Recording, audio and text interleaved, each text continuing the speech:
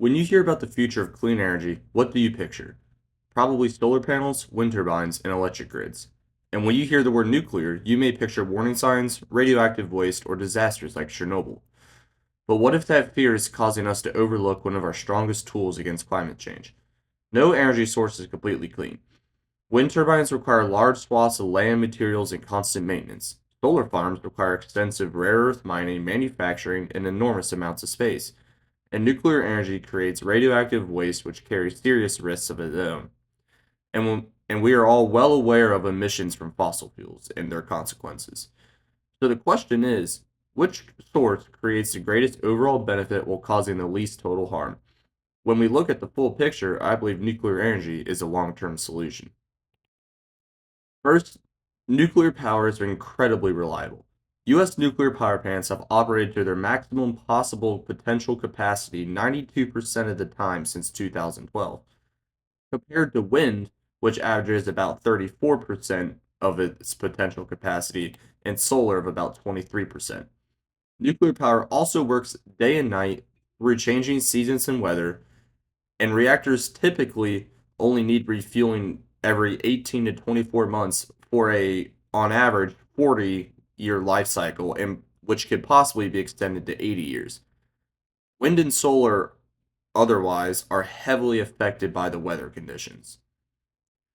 It all, Nuclear energy also produces enormous amounts of energy in a small space. According to the Department of Energy, a typical nuclear facility uses a little more than 1 square mile of land.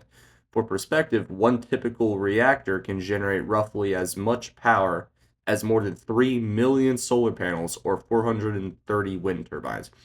Think about how much land and material cost is spent on those solar panels and wind turbines versus the nuclear facility. And despite its reputation, nuclear is one of the lowest carbon energy sources when its entire life cycle is considered. A United Nations analysis estimated nuclear emissions at roughly 5 to 6 grams of carbon dioxide equivalent per kilowatt hour, competitive and in some cases lower than wind and solar.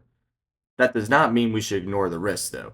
Nuclear plants are expensive and slow to build. Accidents, although rare, can have severe consequences. And radioactive waste remains a serious ethical responsibility because future generations should not be forced to manage the problems we create today. But there are solutions to managing nuclear waste, such as dry cask storage, and talks, and there are talks about launching the waste into space as space travel becomes more regular.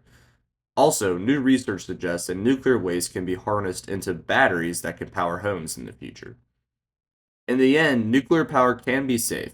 There has not been a major nuclear power plant accident in the US since 2002, while nearly one-third of all energy related accidents are credited to wind power. Wind and solar should absolutely remain part of our energy system, but they should support a reliable nuclear foundation, not completely replace it. From a utilitarian perspective, the best choice is the one that produces the greatest long term benefit with the least overall harm. Nuclear power has risks, but so does every way we produce energy today.